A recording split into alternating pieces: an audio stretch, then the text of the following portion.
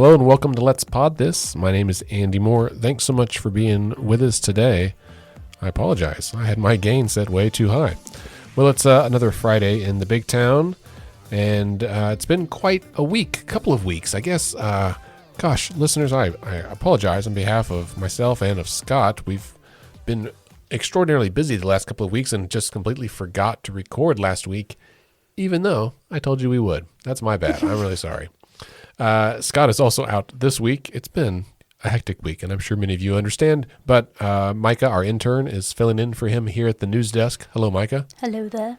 It's been quite the week in American political history. Most notably, I think, has nothing to do with Oklahoma, at least not that we know of, but that former President Donald Trump has been indicted. The grand jury in Manhattan has decided, based on the evidence they've seen, to indict him. And from what the reporting says, it is likely that he is expected to be arraigned on Tuesday. So he has been at his resort home in Mar-a-Lago, Florida. And so sometime on Tuesday, presumably he will travel to New York. All eyes will be on that courthouse, not just in America, but I think around the world. This is the first time in American history that a sitting or former president has been formally indicted in this way. So we really are in uncharted territories. That's how you know you've messed up, when you're the first president in history. With all, like, learning about presidents throughout school, like, you can learn about some pretty messed up stuff. But to be the first, that's like the worst first thing to be. Mm-hmm.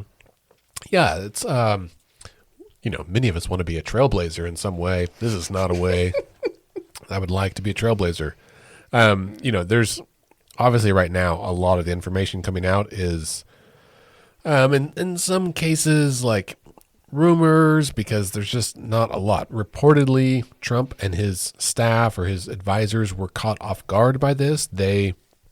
Even though he had tweeted like last week or week before last that he was going to be arrested, like last week, I guess they actually thought it was going to be late in April, if at all. They thought by this point it might not even happen.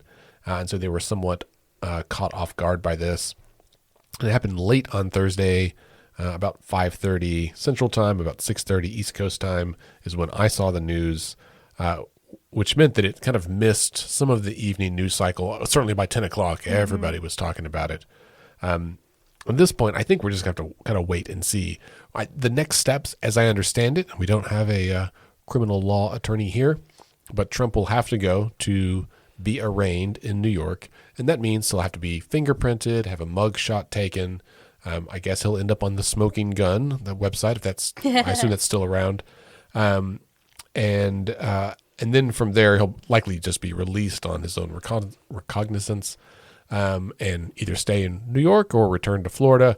It may kind of come down to what the judge says. We also don't yet know exactly what he's being charged with. That part of the indictment has remained sealed. It will be unsealed when he is formally charged on Tuesday or whenever it is that he arrives there. They've started setting up security around the Trump Towers and around the courthouse. Lots of attention there. Media, is shuffling everything they can to get ready for this, and certainly, NYPD and other national security forces are kind of involved. Micah, I feel like in the last 5 years we've had so many opportunities as Americans to really see history being made. Whether it's the pandemic, whether it's several things during the Trump presidency. And certainly the 2020 election. I'll be honest, I'm a little tired of like history being made in my life. You're tired of living what's going to be future history pages for our kids and whatnot? Yeah. I would like a few years of peace and just quiet. Be like, nothing notable happened between 2004 and 2010 or 2024 and 2030, I guess. Yeah. At this point, I'll take a quiet week. Yeah. I'll take a quiet hour. I would love a quiet hour. That'd be fantastic. Fair enough. That's all we really want is one quiet hour. Mm-hmm. Well, let's turn our attention then back to what's happening here in the state. And it's been, I think, gosh, quite a bit. There's a lot. There's a lot. I'm gonna say up front on the plan that I get this episode posted here like today. So we're recording this on Friday, March 31st. And listeners, as I've said before, remember, April 4th, next Tuesday, is an election. I just voted early because I won't be here on Tuesday, so I'm wearing my little sticker. You can hear it in the microphone there. That's my I voted sticker. And if you want to know who I voted for, you can look at my own personal Instagram. I don't share that as part of the organization or on behalf of any organization. But it is a very important election. Almost every county has some sort of election happening. I live in Oklahoma County, and we have a county-wide election for the county clerk. This is a special election to fill the seat that was left open when the previous county clerk resigned in scandal, more or less. And it's a really important position that most folks don't talk enough about. However, listeners, to make it easier on you, we've created a very tiny one position voter guide. You can go to letsfixthis.org/county clerk and read all about it, or go to our blog. And it's all on there, as well as a little bit of information about the two candidates who were vying for this seat, Democrat Derek Scobie and Republican Marissa Treat, and links to their pages. We didn't send them a questionnaire, so I just kind of told you who they are, and you can go read about them on your own. Professionally, Derek Scobie is the pastor of Ebenezer Baptist Church on the northeast side of Oklahoma City. Marissa Treat is a former campaign finance chair for U.S. Senator James Lankford. She, of course, is the spouse of current Senate Pro Tem Greg Treat. If that name sounds familiar, that's why. Gosh, over the last couple of weeks, Micah, there's been a bunch of stuff that's happened, both from a policy perspective and from a personnel perspective. And maybe we'll start with the personnel perspective.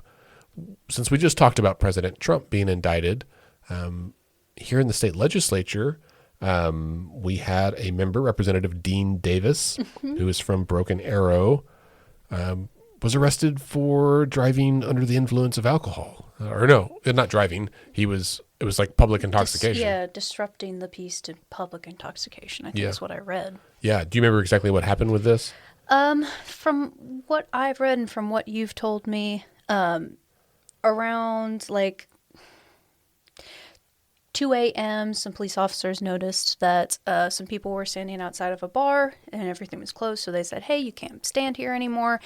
And from what I understand, Dean Davis was just kind of like, I can do whatever I want to do. Yeah.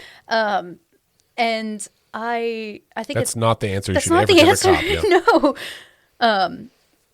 And I think it's kind of interesting because whenever I read it inside the newspapers, it was always there was always a quote like, "You don't know just how much trouble you're in. You'll find out tomorrow," kind of thing. But I saw a really cool.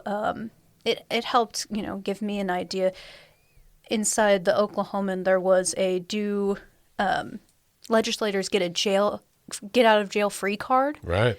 And I was curious about that as well because I didn't know what happened after that because obviously that's his second, right? Yeah, this is his second DUI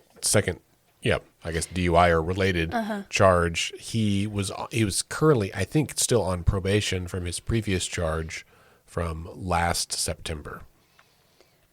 Yeah, so what does that mean? I was like, what does that mean that he gets to go back? Because I know that there are several people, I don't know their names, who have been, who are like currently under investigation or not, maybe not just inside Oklahoma's area, but I was wondering why do they get to kind of not bear any responsibility at first? Yeah, so this is, there's several, that's a deep question with several answers. Most succinctly is, Representative Dean Davis is now one of 3 members of the House of Representatives here, all Republicans who are currently facing charges. He has this charge.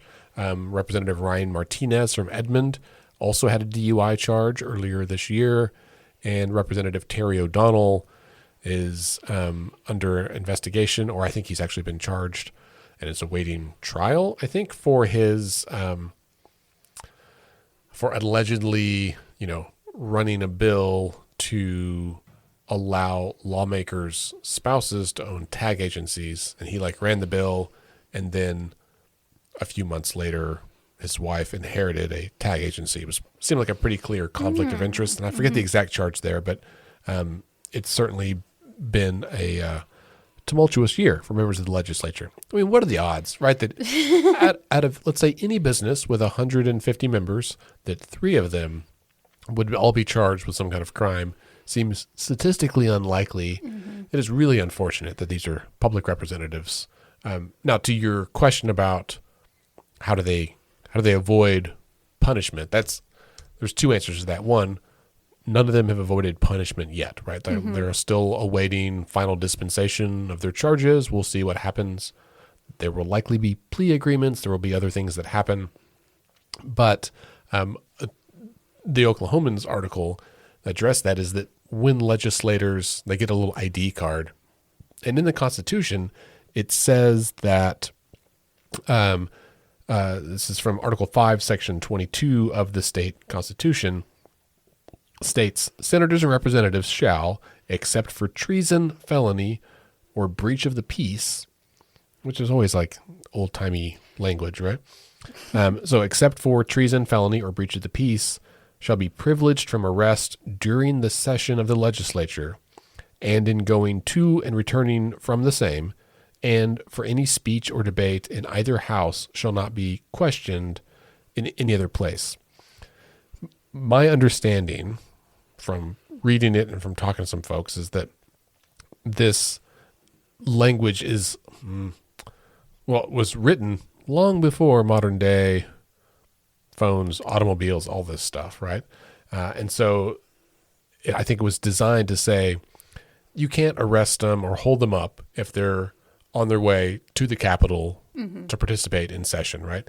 Because you can imagine a scenario where someone's the deciding vote and oops, they suddenly got pulled over by a cop somewhere in a rural area to prevent them from voting, and thus a bill doesn't pass or something like that. So it's designed to prevent that. Now, these exceptions, treason, felony, breach of the peace, are a little bit vague. Treason, we know what that is, right? It's some kind of act against the government. That's not in question with any of these folks. We've got a president who showed us exactly what that was, right? Some would argue that for sure.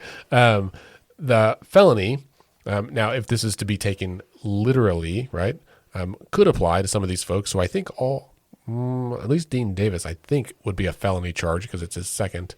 And I think Representative O'Donnell is facing felony charges. I'm not sure about Representative Martinez.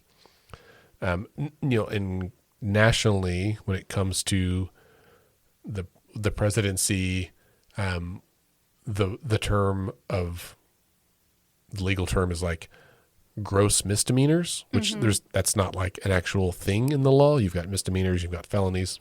So there was debate about that during President Trump's trials in Congress. And then the third piece, right? Breach of the peace.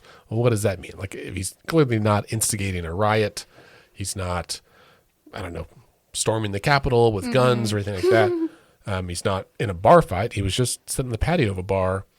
But that is arguably like a breach of the, peaceful state of affairs, right? It's a violation of the law. And didn't the police question the bartender, the owner, and they said we asked them to leave multiple times, but they wouldn't? I would call that disturbing the peace. I mean, I don't know many people who are taking like an evening stroll at 2 a.m. in the morning, but I could imagine a bunch of, I'm assuming they're blather drunk. That's the only reason why I can assume somebody would talk to a police officer this way. Yeah, and there's the body cam video has been released, and that's exactly what it looks like. He was with allegedly two other legislators. I think one of them was identified as Representative T.J. Marty, and I don't know about the third.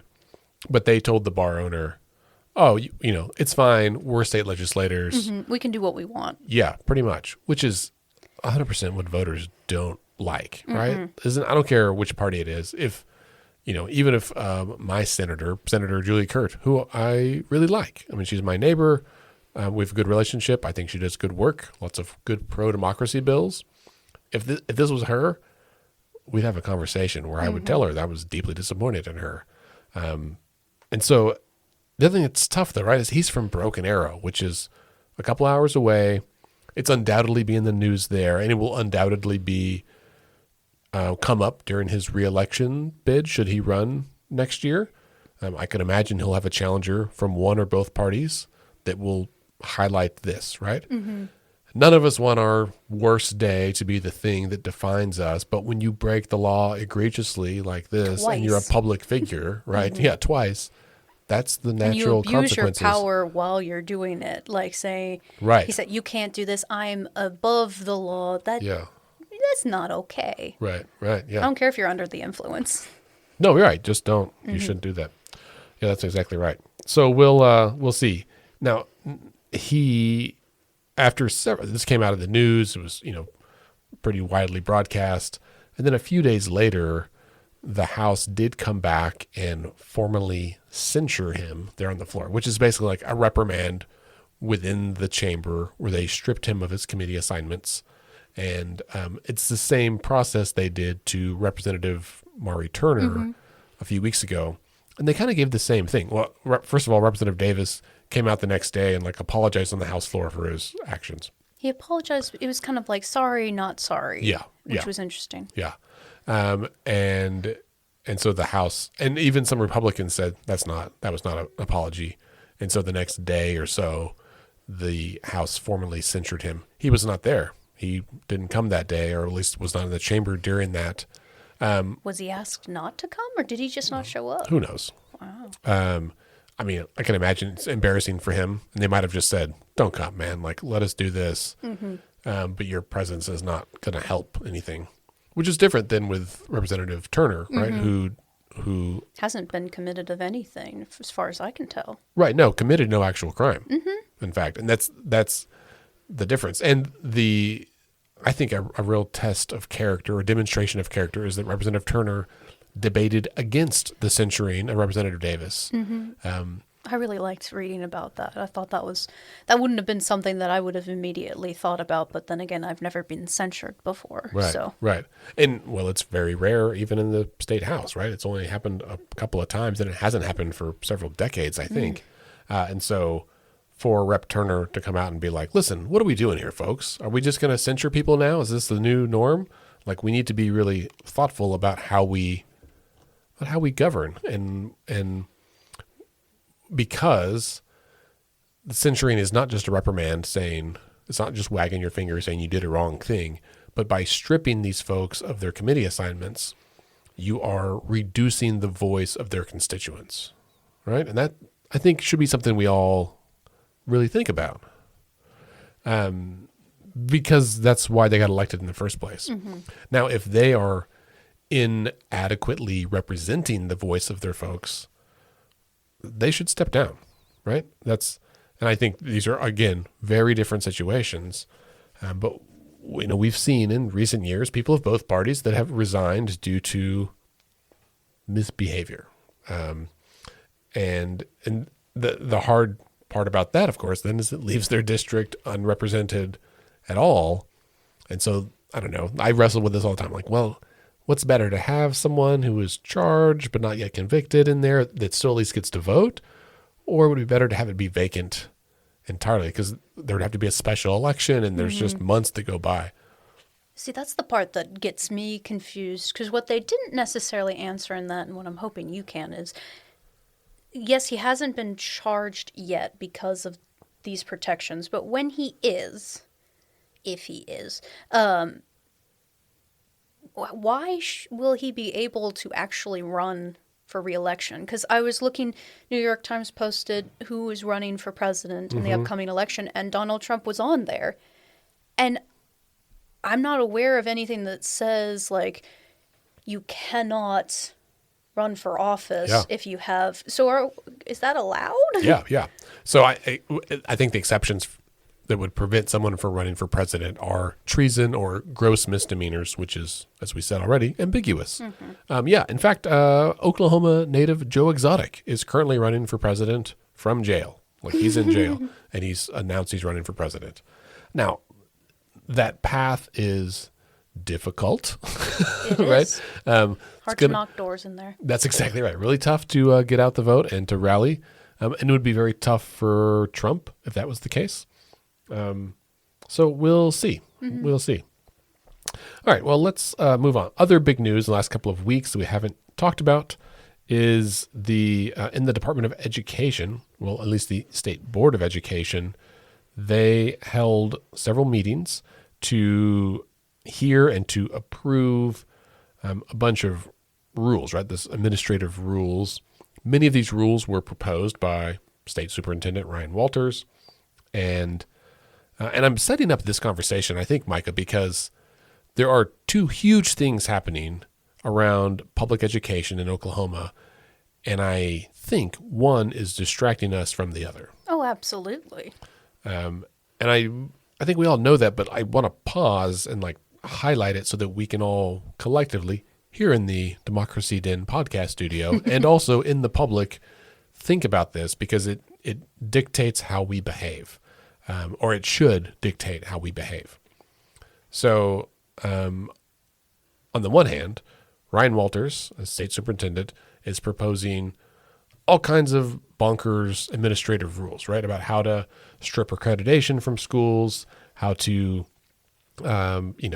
set up these committees to review each and every book in school libraries. They would deal with everything from adjunct teachers, transportation, concurrent enrollment, all kinds of stuff. A lot of it has to do with around gender identity. Some of the rules would like require teachers to alert administration and parents if a student acts or presents themselves basically in a way that they think is not. This is such a weird thing to even try to explain, I know, right? it was so vague. Like, I thought, oh, so if the person says, I would like to change my gender, I would like to change my pronouns, but I remember whenever people like said, what name do you want me to call you? Like, what's your Right. nickname and Yeah. whatnot like that? Am I supposed to take the person seriously whose name is Brad and he's like, my name's Stacy? Right, yeah. And am I supposed to alert his parents then? And Yeah. I mean, that's not something that you can really enforce. I can see a bunch of witch hunts going on Yeah, yeah. after this, and that's terribly concerning for me, for both the students and the teachers, and also relationships with parents and students. Yeah, this sucks in so many ways. So I think about a couple of examples from my own life, right? When I was in third grade for Halloween, we didn't have much money growing up. And so often we had homemade Halloween costumes. And in third grade, we used some of my grandma's apparel, and she wore a wig, some of her wigs, and I dressed as an old woman. That was my Halloween costume for school because it was safe. There's no swords or knives involved. So I wore my grandma's wig and like an old dress and was just an old woman. And like theoretically, under these rules, that a teacher could be like, this is concerning. I think Andy's trying to be a woman. I'm going to tell his parents. Of course, my mom would see through that. Like that's a silly example, but also there is the potential, opens the door, right, for some really harmful stuff to happen. Secondly, my given name is Andrew. I go by Andy, always have, A-N-D-Y. In many cases, the name Andy with an I at the end is used by females, right? Like I've known several Andys that were A-N-D-I, usually short for Andrea. And so what if I, as a student, told my teachers, go by Andy with an I? Again, it opens the door for some teacher who happens to be, value aligned with Superintendent Walters to really make this student's life difficult. And we don't know always what's going on at home. It can make things difficult there. And it also just distracts from the learning that's supposed to be happening in the classroom, right? Like if I don't know any teacher or administrator who went into this line of work for the money or to be the moral police of students, right? They went in to pour themselves into kids to help them learn and grow and develop and mature in a safe and healthy way. Full stop. Like that seems every teacher, and I was an education major for, part of my college career, have a number of friends and family who are educators, colleagues. I don't know anybody who's like, I get to be a private investigator and gotcha all these woke kids. Like that's it's just not a thing. Now, all of that's happening. And a quick caveat is that while the state board they unanimously approved these rules, the state board is entirely comprised of political appointees, right? They are henchmen to do the bidding of Governor Stitt in most cases, right? And so they are also, fear Walter's wrath. So they approve the rules, but the rules have to be ultimately approved by the legislature. Later in session, there's this big administrative rules process where every agency passes rules and the legislature has to sign off on them as like final approval. So just because the state board passed them does not mean that the legislature is going to approve them. So they may never actually go into effect. I'm hoping it doesn't. Yeah. At the same time that this is all happening, we're all focused on this and going to these meetings and trying to, make our comments and stuff heard. And it feels like we're just banging our head against the wall. Mm-hmm. Do you know what else is happening over in the legislature? I know that there's a lot of book banning and controversies over banning things that are quote unquote woke. Yeah, so all that stuff has to do largely with the rules here that Walters is proposing. But in the legislature, they're talking about money for education, right? So while we are focused on these, batshit crazy administrative rules, the legislature has been discussing education funding, specifically vouchers or quote right. tax credits. They're so good at distracting us. Like I remember going into the legislative session going like, okay, school vouchers, this stuff, and then I completely forgot that vouchers were a thing still. Mm-hmm. It's almost like they've done this before. Yes. Isn't it quick? Micah, this is your first session, and how quickly we learn, we're being duped, right? Mm-hmm. So the legislature, the House and Senate, don't see eye to eye on a lot of this stuff. And yet, just this week, the Senate did pass a couple of the House bills. They've amended some others. So there's some potentially good faith efforts to move this legislation forward. And it's not all great for public schools, right? Like a lot of it would redirect money to families who homeschool or send their kids to private school. So yesterday, one of the bills that passed the Senate was a bill that would give, I think, up to $7,500 to families whose children are enrolled in private school. Basically like, well, since you're not going to public school, we'll give you your money back so you can apply it to your private school tuition. Now, most of the private schools, at least here in the metro, the big ones, just upped their tuition by like $5,000 to $9,000. So that money's not going to actually make a big difference, right? It might, for some families, it might change, like their out-of-pocket expense might kind of be close to the same as it was this last year. Also, the threshold for eligibility is for any family that makes $250,000 a year or less, which is a huge swath of the population. So like almost anybody who is going to qualify as folks that have higher incomes and probably already send their kids to private schools. And if we kind of break it down, the let's say the tuition is $20,000 a year, and then the school bumps up tuition to $25,000 this year, those parents get a big tax credit, so they're only paying, $18,000 or so out of pocket.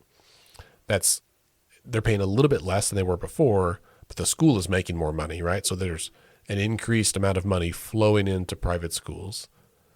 For folks that are homeschooled, they also get a tax credit.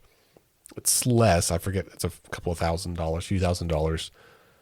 But even that alone, it's like, if the purpose is to give families money because they're not sent to public school, why shouldn't the homeschooler get the same amount of money as a private schooler, right? Like, I would be fine with that if they gave every public school student, since you're not going to a private school, since you are investing in something that we are a part of, we're going to give you the exact same. I'd be okay with that bit, but it's the fact that only some people get it. Right. And the people who don't need it. Right. For folks who live in rural areas who just don't have private schools nearby that they could even possibly send, this isn't an option for them. Like this policy really chooses winners and losers, right? So that passed, I think, yesterday. And at the same, I think there's been a lot of attention directed over at Ryan Walters and the state board who are passing rules that may never go into effect. And that gave cover to the legislature to be like, oh, hey, no one's looking. Quick. Bloop, bloop, bloop. Let's pass these through. At the Capitol this week, it's been pretty quiet. Not a lot of folks up there protesting. And in fact, I think Senator Boren mentioned this the other day, that the halls have been relatively empty this year. And it's not because people don't care, I think, but I worry that it's because folks feel beat down, right? Discouraged, and feel like, what does it matter? I love Senator Boren. 5 years ago, when the teacher walkout happened, right, there was 30,000-ish people up there for a week, a lot of energy. And it resulted in some positive outcomes, like some, pay raises and stuff. But in those 5 years, we had a pandemic where teachers were under extraordinary stress of trying to figure out how to teach in a brand new environment with new technology in, ways that none of them were trained to do, really stressful and hard. They were placed in the middle of, not just in the middle of the crosshairs of the virus and potential infection, like you've got a classroom full of kids, like you're much higher risk, but also in the middle of all this bananas anti-science, anti-vaccine stuff. And again, teachers just want to teach kids. They want to invest and help kids grow and develop in healthy ways so they can be productive members of society. But to put them in that situation, and then make them enemies of the state in many ways, right? Allege that they are spreading pornography and doing all this stuff to get indoctrinating children, when they're just trying to teach fucking algebra, right? Or not even that, just multiplication. Multiplication, all kinds of stuff like that. The mitochondria is the powerhouse of the cell. I wouldn't count that as radicalism. Right, exactly. And so we're seeing record numbers of educators leave the teaching profession, right? Just resign. And a lot of it's people who actively rallied 5 years ago who were like, you know what? I don't have it in me to do it again. And I think for a lot of us, we sympathize with that. It's hard. We're all tired still. And it is hard. And I worry, I think, about the future of our state, the future of our public education system here, not just from the overt attacks from the outside, but from the demoralization on the inside. I think the thing that I always like to remind myself is if you keep putting pressure on something, one of two things is going to happen. It's either going to break and you're going to have to pay to fix it, or it's going to bounce back and slap you in the face. So either way, I think that there will be some silver lining from all of this. I kind of have to believe that, or else I can't sleep at night. But I genuinely feel so terrible for all of our teachers, and I know quite a few personally. One who hands down single-handedly got me through math, and I was talking to her because I reach out to her fairly often. I'm like, do you need anything? Do you need pencils? Do you need paper? I've got some stuff left over. Do you need a Sonic gift card for those days where you just need a drink, and you're not allowed to drink alcohol? And she just kind of got quiet for a bit. She said, I think I'm going to need a change of pace soon. And I couldn't say anything to her hold on in there, keep fighting. Right. But I know what she did for me. I know what she did for me, and I know what she does for other students. And I think about all the people who aren't going to have a person like her. And that's terrifying to me. And I know that the kids aren't liking this. I know that I've talked to so many, I babysit all the time, so I talk to all kinds of elementary school, middle school, high school kids, and every single one who I've talked to has just been like, this is all so stupid. This is all so stupid. I hate this. I was like, do you realize that you are creating an entire generation of kids who are absolutely despising the government? Oh, right. That's terrifying. And Yeah. not only do they not have all the education that they need, they also are going into this, I think, with a lot of rightful anger. Yeah. Because I'm just getting out. But I think about the kids who were going into middle school during the pandemic. Yeah. Their entire learning style has changed. There's been so much collective trauma placed on kids and placed on teachers. I'm going to be amazed to see what happens. Yeah. Well, I worry and somewhat like roll my eyes, right? That the same legislators who will, and other elected officials who will vilify teachers, who will call them groomers and like just gross and bananas stuff, will in a few years bemoan the fact that we have a shortage of teachers. We have a shortage right now. No one's talking about it again now, but in 2017 and 2018, we had huge numbers of emergency certified teachers, and I think the numbers are even higher now, but we don't hear about that. Like, we just don't have, without professional teachers in the classroom, it's opening the door for just a warm body, and that's not the same. Like, It's not my the same. kids deserve more than that. And it makes me, it's the little tiny, like the straw that breaks the camel's back for me. Whenever our governor says we are going to be a top 10 school for education. Right. And I wonder to myself, I was like, he has kids, right? Yeah, he's like 6. Do they go to public schools or do they go to private schools? I don't know. Okay. I can't imagine if his kids were going to public schools, to some of the schools that he's currently sending money away from, I feel like they would say something to him. Well, Because one kids would speak think, their but mind. yeah. They should, right? I don't know if any of the governor's kids listen to our podcast. That'd be hilarious. If any of you do, please send me an email. Hey, Dad, you should hear what Andy Moore said about you. Yeah, the governor didn't give two shits about what I have to say. I wish he did, though. Like, I wish he had some folks in his ear that disagreed with him more. And I have it on good authority from several folks who have been in the room that he doesn't surround himself with folks that disagree very often, right? Too much disagreement and you're out the door. And that's not the way to govern. Like, you should listen to people with whom you disagree, because we're not right all the time. No.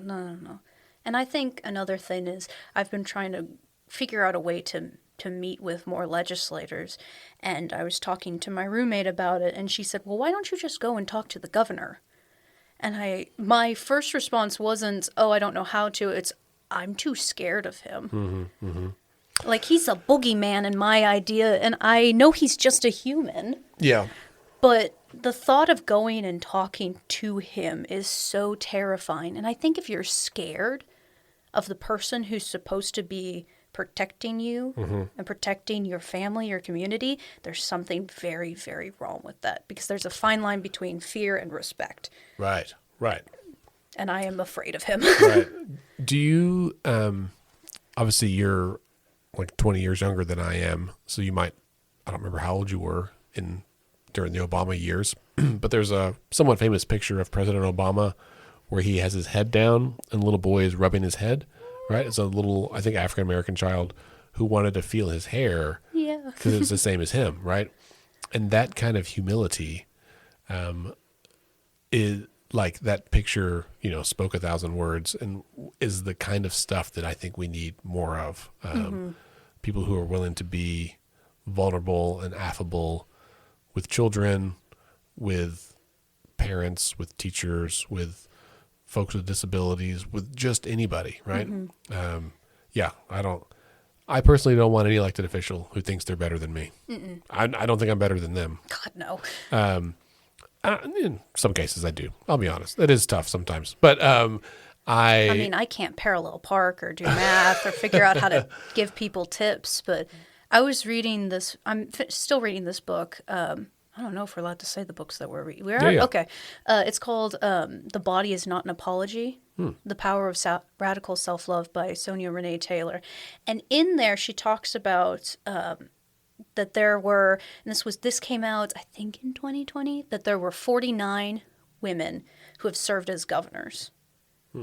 And of those, even Right. smaller percentages were different colors, even smaller percentages had a disability, even smaller percentages. Sure. And that's what it takes me back, if I might go on a tangent for a bit. When I was watching The Little Mermaid trailer for the first time, The new one? the new one, it didn't even faze me. I was like, oh yeah, but there was a little girl who I was babysitting who's black, and her first response was, "She looks like me." Yeah.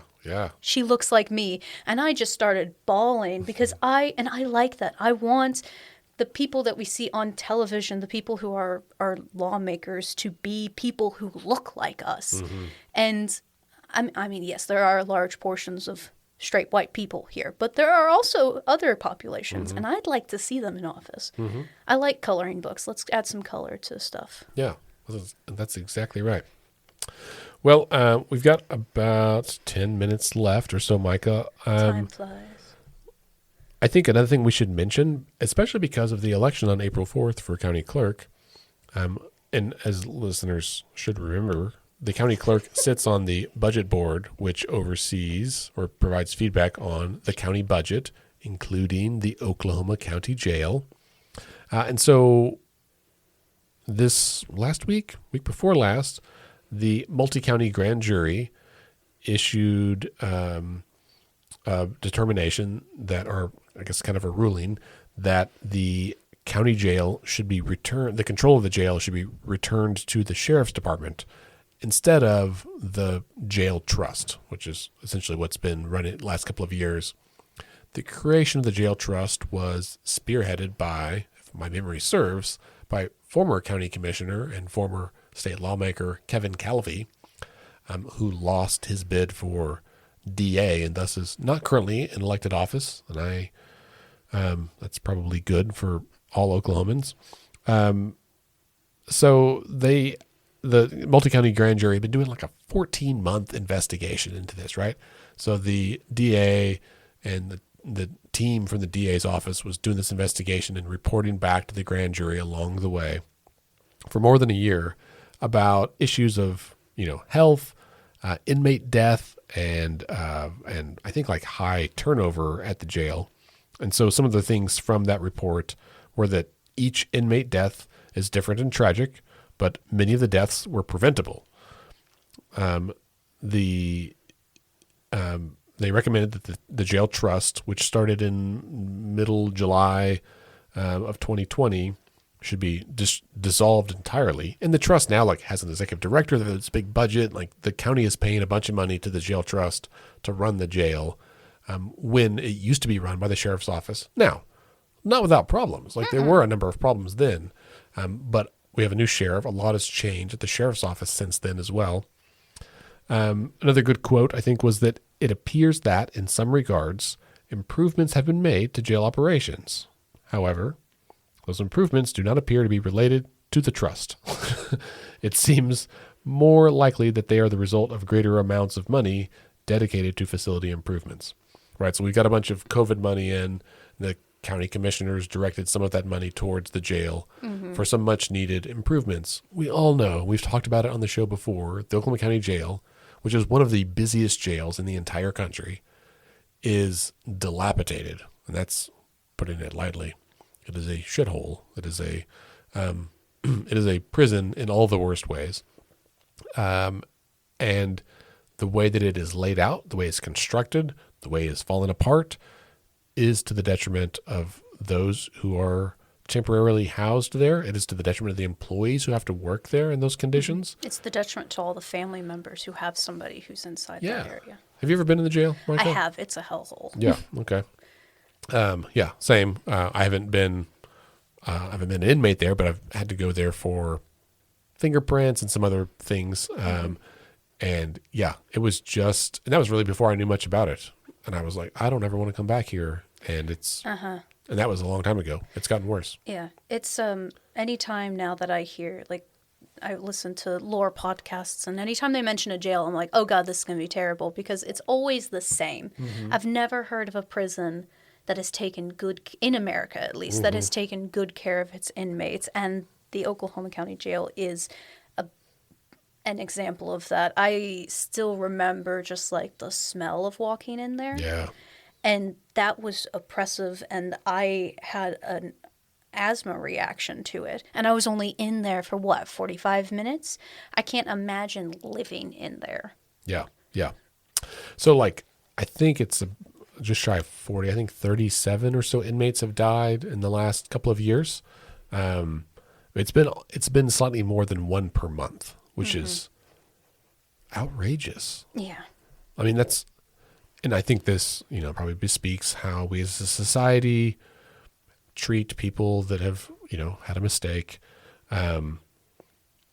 But anyway, to dissolve the jail trust, it has to be a majority vote of the county commissioners. There's only 3, so 2-1, right? And with approval, I think I said that wrong. I think it requires a majority vote of the board of county commissioners, so those 3, and a majority vote of the trust and approval of the governor. Whew, that's a big hurdle. The grand jury said one primary reason to return return control to the sheriff is that, at a minimum, the sheriff, as an elected official, can be held accountable through the election process, whereas the current executive director of the jail trust is not directly accountable to the people, right? Like, he's accountable to the trust and the board of the trust, and those are appointed. So some of those are county officials. It just gets a little more distant from the people. Yeah. So we'll see what happens. I think there's still quite a bit to happen over the next few months. The board of county commissioners meets once a month, I think. And I think a lot of folks are still digesting this report from the grand jury. They made some recommendations. The grand jury made some recommendations about what they need to do, and that was including like hiring 100 more officers. Right? It's been understaffed and over capacity for years and years and years. It's been really difficult. Some of the reports indicated that some of the correctional workers were involved in bringing fentanyl into the jail, which is not good. I felt like when I read this report, I felt like I was reading a script from The Wire, the TV show The Wire. Have you ever watched that? I was like, oh, this is like a gritty police drama kind of show, but it's happening right down the street, like right here in our backyard. Like that's not the way Oklahomans want it. I just started learning about fentanyl. Like, I knew it was bad. It's one of those words that you hear, and it doesn't mean sunshines and bunny rabbits. But I just now started hearing about how dangerous it is and how it's in so many different things. I got to remember the exact medicine that they have, but I feel like they should put Narcan? Yeah. I feel like they should that should be something that they recommend. If fentanyl is a problem inside the jail, they should put a Narcan machine inside the jail. Speaking of Narcan, Micah, just this week, I think it was announced that the federal government is going to make Narcan available over the counter, like everywhere, like gas stations, CVS. Yes. How much is it going to cost? Like not much. Like I think, God bless. And I think that's the deal. Like it really is. I went through the whole training and stuff back when I worked in public health, and it is a life-saving thing. Super. You just stick it in the nose, squeeze it, and you can save someone's life, which is like almost like voodoo magic. Like it's like a. I'm not going to question how it works because I'm scared to know the answer. I remember learning. I was like, great, that sounds cool. Chemistry, it works. And I know, I'm sure most of our listeners are like, oh, that's good. But I've never been around someone who was, overdosed on opioids. Good. Maybe you haven't, but like you might be. And just the fact that it'll be more readily available is, I think, good for the public health is all. Now, we definitely, if we've put a somewhat of a solution on the back end, or on the front end, we need to go back to the back end and make it preventative. Yeah, and curb this crisis. And if it's because we got jailers bringing it into the jails, like those guys need to go. Yeah, that seems pretty clear. Or maybe those jailers need to be inside the jail. Yeah, I don't. We need to change the incentives here. We So, have a lot of changes to make. yeah.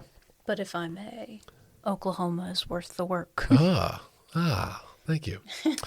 Well, Micah, we're wrapping up here, and I feel like this has been a bit of a downer episode. There's been some negative news. I felt very heavy. I feel heavy, but it's a beautiful spring day as far as I can tell, so I'm going to go out for a walk after this. But Yeah. I think with what I try to remember is with every bit of bad news, there's always the possibility that something good can come out of it. Yeah. Like, there's always the chance that because these policymakers are making such unbelievably weird decisions that at some point the people who normally would have voted for people like them will be just like, you know what?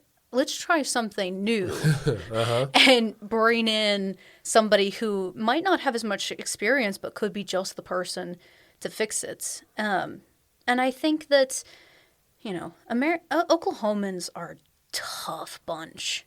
They really are. And when it comes down to it, they pull together and they fight for what's right, I think. Now, what's right is different for everybody else, but I think that Oklahoma can still pull together, and I think that Oklahoma can still be great.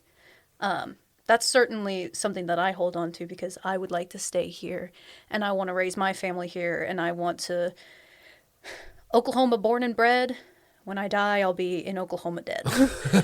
I want this place to be a safe place for not only my kids, but the kids who don't look like me, and the kids who don't have the same education as me, and the kids who don't have the same religion or the same gender or sexual orientation as me. And I think that's possible. Yeah. Yeah. That's a good word to end on, Micah. Thanks for that. You're welcome. Listeners, two things. One, I assigned Micah and our other intern, Lily, a project this week, and I'm going to assign it to you, two listeners. Take a few minutes. You're going to need more than a few minutes. Okay, yeah. Set aside an hour, maybe in chunks, whatever you want to do, and to think and ideally write down your dreams for Oklahoma. Where do you want to see our state in the year 2030 or the year 2040 or 2050, right? Looking ahead, we know that change is incremental. It does not happen overnight. It will take some time. But as Micah said, it is worth the work, and it is possible. I know, even in this episode, there's times that I probably made some disparaging comments about the opportunity or the chance of us changing. Don't let that fool you. I 1,000% believe that we can turn this state around and that this can be a great state. That all of our wildest dreams for what our state could be like, that we are proud to say we're from Oklahoma, that we do lead the country in some indicators where right now we're 49th or 50th. We can change that, but we can't do it alone. We have to do it together. And that starts with dreaming big dreams. Like I talk about this a lot with some of our partner organizations that we have been stuck. It's easy to get stuck in looking at what we can't do or, being reactive to bad legislation or bad policy. But we got to flip that script. We've got to start thinking about, dreaming about where we want to be so that we can start working towards it, right? And I just in the last 2 weeks, I've had probably 8 conversations with different people who had, even tiny dreams. And I was like, oh, well, your dream connects with this other person's dream that I talked to. And so getting them together and starting to be like, we can start working this. If you need some help, if you want to think about specific things, let's talk about education, right? Think about what you want teacher pay to be like. To you, you don't have to be an expert, but what do you think teachers should be paid? What does that take? Do you think students should have access to, an expanded access to free lunches at school? What if that was for everybody? That makes a lot of sense. We're all buying lunch one way or another. Either I'm making a PB&J or they're getting it at school. What does that look like? What about healthcare? What about insurance? What about paid leave? What about fucking potholes and transportation? What about public transportation? What about a light rail from Oklahoma City to Tulsa to Dallas? What about, walkable infrastructure, green space, parks? What about, I'm trying to think about anything else, right? What about guns? What about guns? What about guns in school? What about higher education? What about workforce investment? Recreational marijuana, why not? Right. Talk about whatever it is. Whatever it is to you. Free college. Oh, gosh, free college. That's Free, a huge... free yeah. healthcare. That'd be nice. There's a bajillion things. Payday lending. I would personally like to see there be no payday loan places. I think it is predatory. It is unnecessary. There are way better solutions out there. These folks are just making money off of people that are on hard times, and that's not okay. So, listeners, whatever it is for you, think about it. And I encourage you, take a few minutes, make a little journal entry, write in your diary. You can send it to me as an email if you want. You can make up a fake Hotmail account and send it whatever you want to do. If you need to have an audience, I'm happy to be your audience. We'd love to hear your dreams. That's what we want, right? I think we want to hear Oklahomans' dreams for the future, because if we dream together, we can work together, and we can build it together. I think also if we remind each other of the dreams that we have, maybe we won't have so many nightmares. I think we all kind of feel like we're living in a nightmare. If we all kind of remind each other that we have some dreams, then we might be okay. I think you're exactly right, Micah. That's a good point. Well, I will definitely read Micah's and Lily's next week because that's when I assigned them to have them back to me. Oh, dear. Listeners, if you can have it turned in by next Wednesday at 5, that'd be great. The exam will be on Thursday. No test. The test 3 is the test is how we live, right? It's open book, and you can use your buddies. So, okay. On that note, listeners, that brings us to the end of the show. Thank you for being here with us. Thanks, Micah, for filling in today. Thank you. Listeners, don't forget about the election on April 4th. You have elections everywhere. Edmond's got mayors and city council. Oklahoma City's got city council, county clerk. Tulsa's got school board and city council. There's stuff everywhere. Please, please, please go vote. Turnout would be low. These races will be won by a few dozen, maybe 100 votes. And you 100% have a chance to change the outcome of this election just by casting a vote. Takes you not much time. Lines are short. Go out and vote. And tell your friends. Get on social media. Text your friends. If you can promise to text 5 people about the election and say, there's an election next week, I need you to vote, that would be huge. All right. Have a good week, and don't forget that decisions are made by those who show up.